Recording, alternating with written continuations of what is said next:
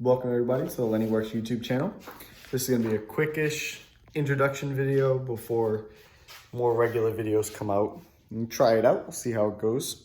Most of my updates and stuff like that have been through Facebook and Instagram and just basic social media. But I figure, we'll try it. I'm not very good at editing. I'm not good with technology stuff, cameras and whatnot. So unfortunately, most of this stuff is going to be reversed because I'm doing it on my iPhone right now. And I don't know how to get this to switch from looking at me to looking at the car. So I'm going to have to just do it the old fashioned way, which is turn around and show you stuff. So I apologize for the crude tactics, but it is what it is. Eventually I'll learn after time goes on. So yeah, we'll start with, this is Little Red, my 79 RX-7 with a 4.8 LS, a Power Glide, and a Ford 9-inch. The 4.8 is a stock bottom end, like everybody else. Pistons were gapped. Well, actually, they were already gapped. We took 3 out. They all measured 0.26. I put them all back. I said, screw it. I'm not fighting with it. Wasn't worth opening up any more than that. I mean, most guys are at 26, 28, making 4 digits, so it was fine. We put an LSA oil pump, Melling oil pump on there. Brand new timing chain kit, because I wasn't trying to screw with any of that. It's an LJMS 4.8 stage 2 turbo cam. And then we have Molly push rods, because I wasn't trying to bend one. BTR spring kit with the steel retainers, because I'm cheap and I wasn't paying the extra $60 for titanium with no real benefit for what I was doing. Stock heads. And then I bought a turbo kit for a G body for a T6 that didn't fit, that I've now mutilated and made fit, as we can see here. So there we go. So this all has been modified to fit in this little tiny car. This car is really small, so trying to keep everything in the engine bay, under the hood, and all that stuff, because I wasn't trying to have a mini Ruby. I do have a picture of that at some point when I learn how to edit and stuff. Maybe I'll throw it into a video where we mounted the turbo where it would have sat, which was almost identical to Ruby. And it being a red Mazda with pop-up headlights, it was kind of funny. But it is what it is. So the 4.8 has an Edelbrock Jr. low-rise elbow on it, 92 millimeter. Edelbrock rails, Snake Eater Performance 210s, dash 10 feed, dash 8 return, regulator, the whole 9 yards, twin AEM fuel pumps. It's on E85. It's staying on E85 because this is a street car. I say it like that because it's not a daily driver. I'm not going to be driving this everywhere and anywhere. I may drive it to work once in a while. If an event that I go to requires a cruise or whatever, a 30-mile cruise or whatever, you know, some of them require that stuff for street cars, then it's street able. Other than that, longer distance events and stuff like that, it'll be on a trailer. I'll trailer it out there. I'll drive it as I need and whatnot. But it is a street car. In saying that, I did strap an 8102, this big ass bad bitch right here, to the 4.8. It is a new VS Racing billet wheel, 5-inch dump out defender. As you can see there, all that lovely piping, which is a bunch of pie cuts and then a piece I got from a local guy. The pie cuts came from Schmuck Racing. If I screwed your name up, my bad.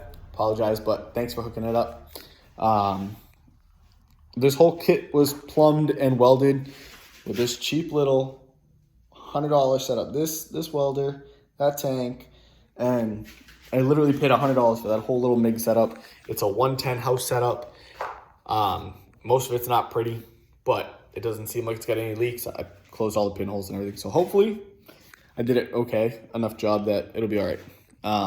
We mounted the scavenge pump today. Finished all the welding. As you can see, I ground a bunch of this stuff off and so I could make sure that there's no leaks. Next week, I got to refill the gas tank so I can weld all of these lovely pie cuts, because this is going to take a while and quite a lot of gas and wire and everything else. I should probably check and see if I have wire.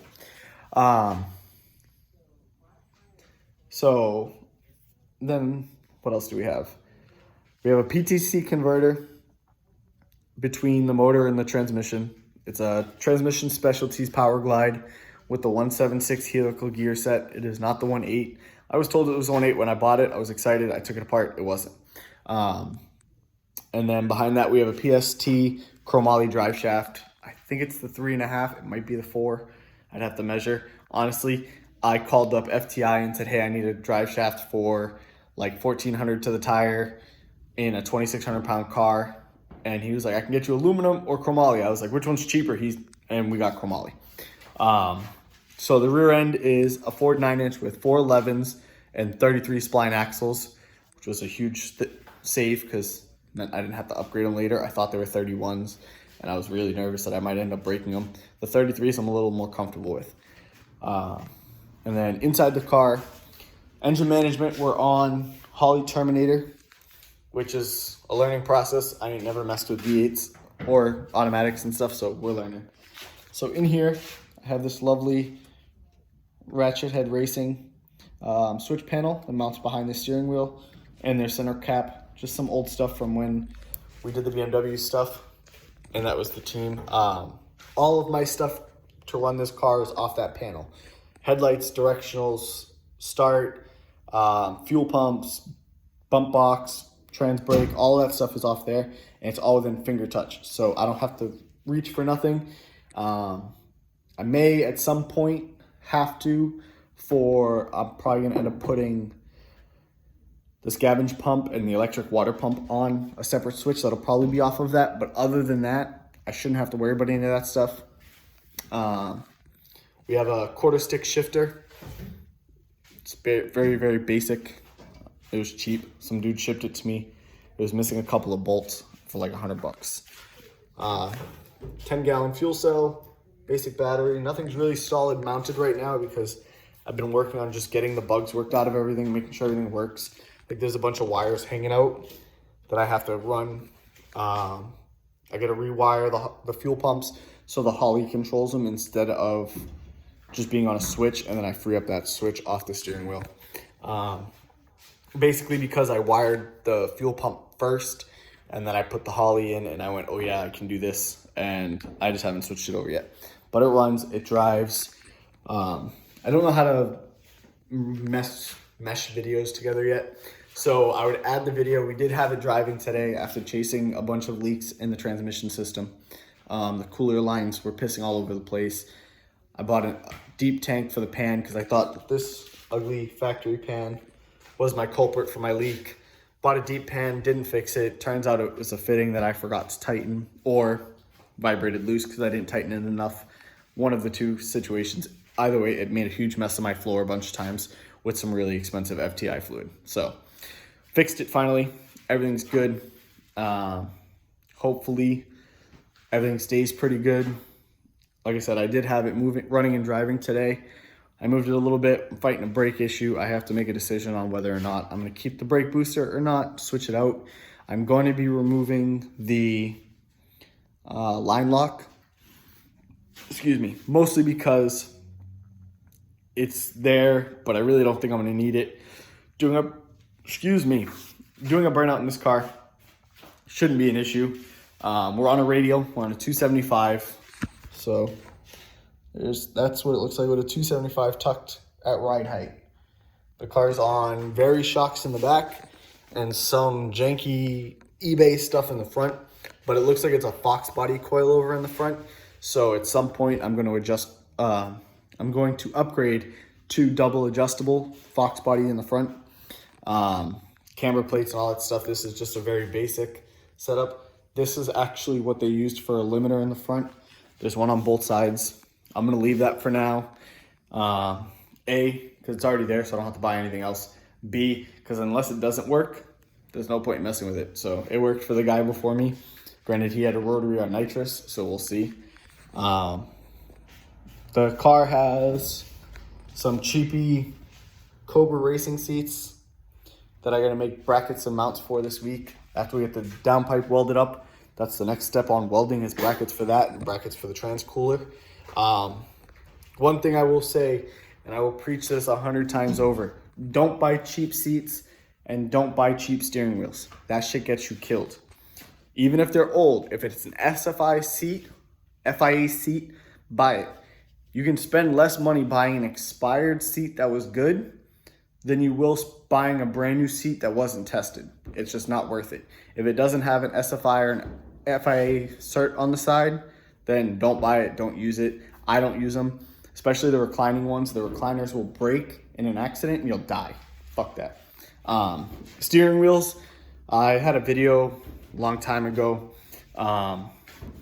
Put the steering wheel in the car, grab both sides and yank the fuck out of it. If it moves, throw it away. If it doesn't move, you're good to go.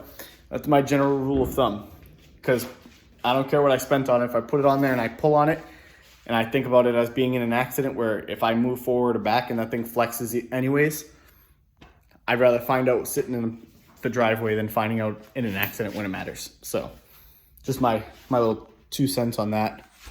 We can take a quick look under the rear end. Oh, I guess we can't because it's dark. So that's my shortened 9-inch and the Very shocks. Yeah, I think that's about it. It's very, very simple setup, keeping it a very easy. We're gonna be running a Civic radiator for the cooling system. I'm still working out the bugs on how I'm trying to do that, because I'm not trying to run AN lines because Dash 12 stuff is expensive.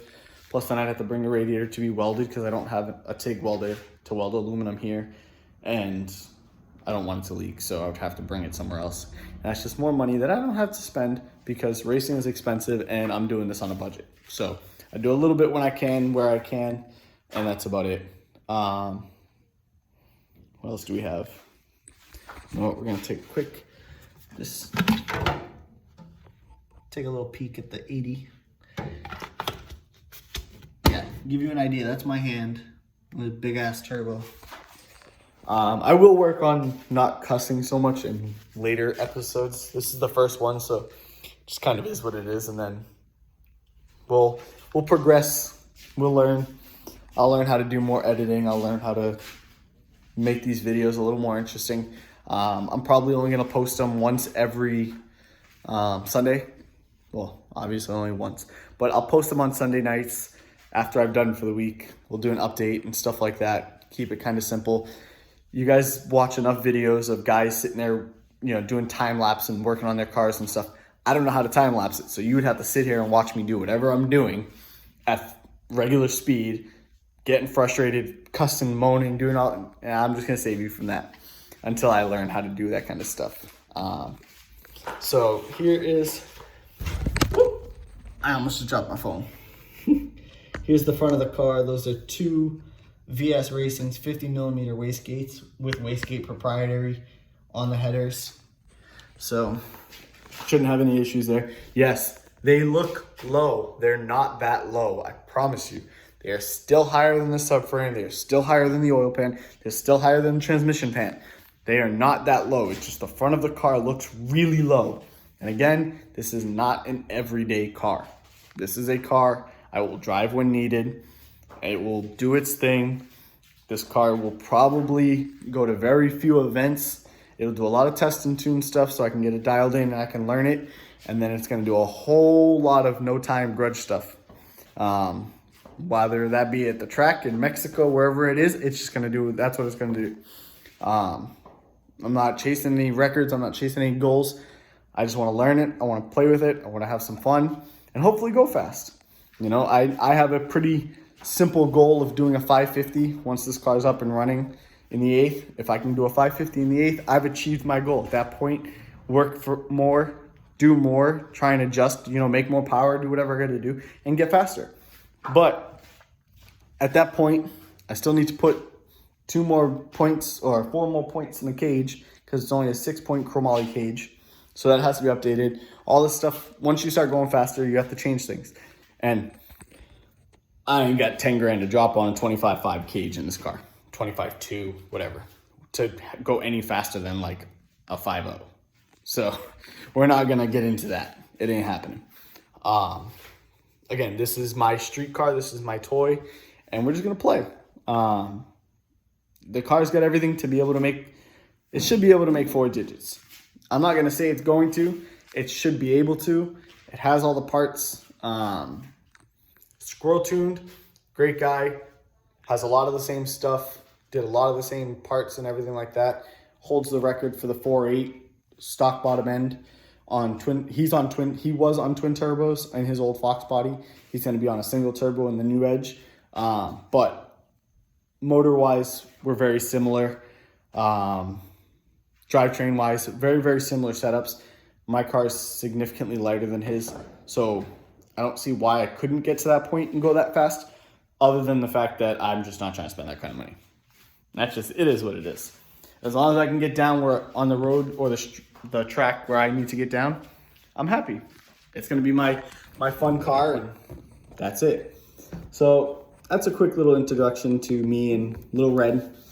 And I guess I'll see you guys next Sunday. Comment, like, share, subscribe, and thanks for checking it out.